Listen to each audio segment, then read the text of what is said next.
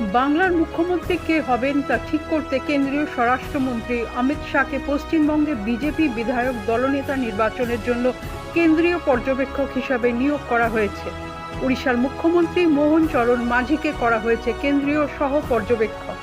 এদিকে বাংলার মুখ্যমন্ত্রী কে হবেন তা ঠিক করতে আজ দুপুরেই কলকাতার উদ্দেশ্যে রওনা হতে পারেন বিজেপির কেন্দ্রীয় ও শীর্ষ নেতৃত্ব। সূত্রের খবর, এই গুরুত্বপূর্ণ দায়িত্ব দেওয়া হয়েছে রাজনাথ সিংকে।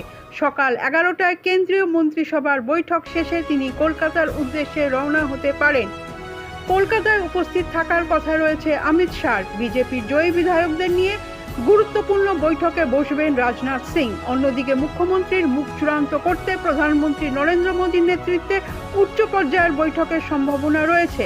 সবশেষে বড় আপডেট, শপথ গ্রহণ অনুষ্ঠান 9 মে অনুষ্ঠিত হবে ঐতিহাসিক ব্রিগেড প্যারেড গ্রাউন্ডে। বাংলার রাজনীতিতে বড় সিদ্ধান্তের অপেক্ষা, খবরের বড় আপডেট।